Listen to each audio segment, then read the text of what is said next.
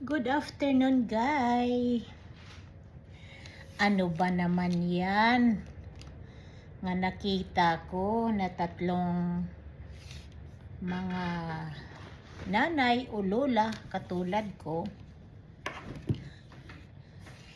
na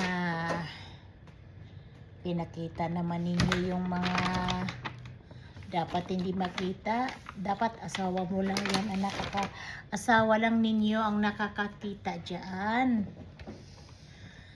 Advice ko lang, okay, nandyan na tayo, nandyan na kayo.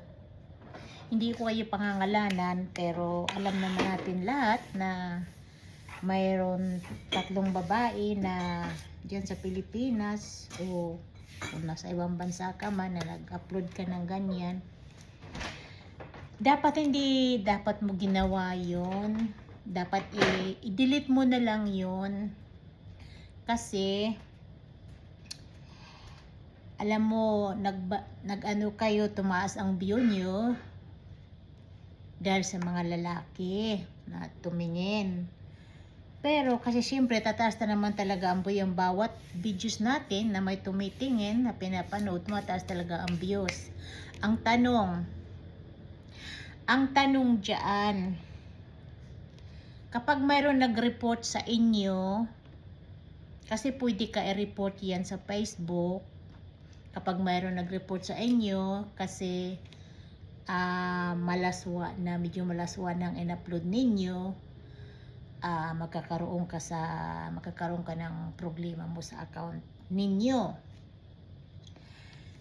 And then kapag natiktikan ka ni Facebook, kasi mga bawal yan, sa ngayon hindi pa ka natiktikan, pero pag natiktikan kayo niyan o ikaw,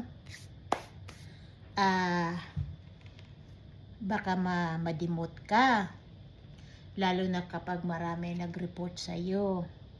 Kasi number 1, nakikita yan ng mga bata, nakikita ng mga kamag-anak mo, ng mga kapitbahay mo, at nakakakilala sa iyo, sa inyo. Hindi naman, kahit mga teenager, hindi dapat gawin yan. So, ang magic sarap ay ginagamit sa pagluluto. Hindi doon sa pag-aari ng laruan ng asawa mo. Kasi pangit yun. Advice ko lang sa'yo. Katulad nitong saging na to. Itong saging na to ay kinakain yan. Dito, kinakain yan. Kinakain ang saging. Baka mamaya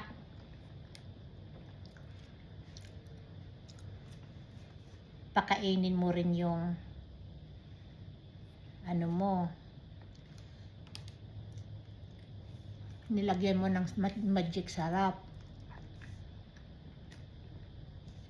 So i-delete mo na lang yan. Para advice ko lang naman sa'yo, nasa sa iyo yun o nasa inyo. Okay? Ingat kayo. Maraming salamat.